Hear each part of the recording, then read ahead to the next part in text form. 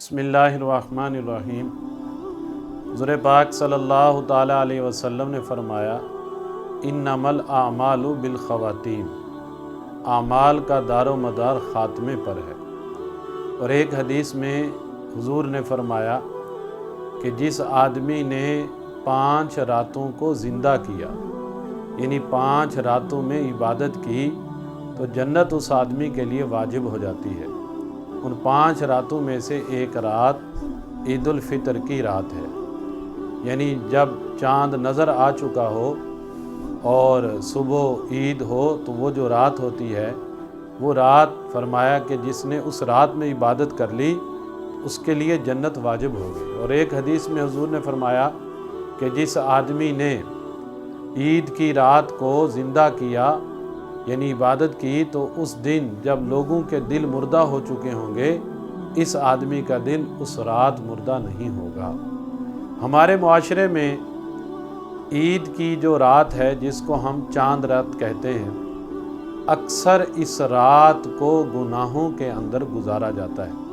حالانکہ یہ وہ رات ہے کہ سارے مہینے کے اندر جو ہم نے عبادتیں کی ہیں، ان عبادتوں کے بارے میں فکر مند ہونا چاہیے کہ اللہ تعالیٰ میری ان عبادتوں کو قبول فرما لے۔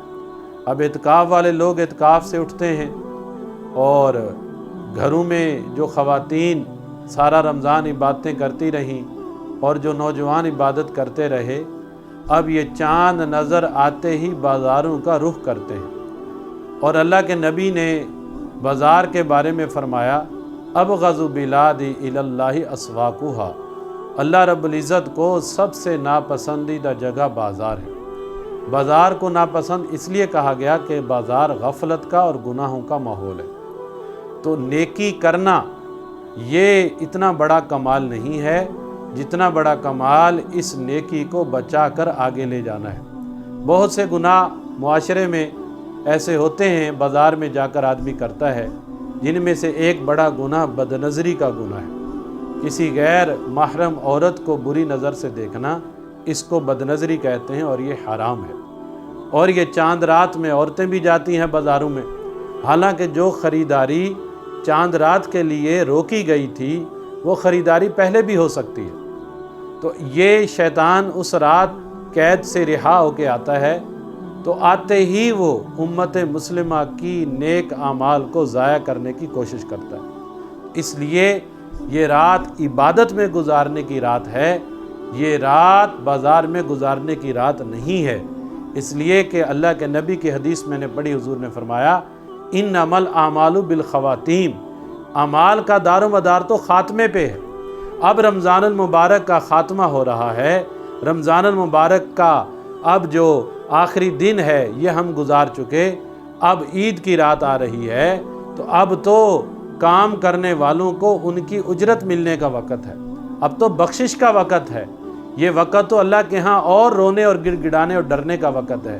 حضرت بصری رحمۃ اللہ فرمایا کرتے تھے ہم نے ایسے لوگ دیکھے ہیں جو نیکیاں کر کے بھی اتنا ڈرتے تھے جتنا آج ہم گناہ کر کے بھی نہیں ڈرتے۔ اس لیے میری گزارش ہے تمام سننے والوں سے، اس رات کو گناہوں اور لہو و لعب کے اندر مت گزاریں، اس رات کو اللہ کے سامنے رونے اور گڑ گڑانے میں گزاریں کہ اللہ جو ہم نے عبادتیں کی وہ قبول فرما، اور جو ہم سے کمیاں کوتاہیاں رہ گئیں وہ معاف فرما۔ اللہ تعالی ہمیں عمل کرنے کی توفیق عطا فرمائے۔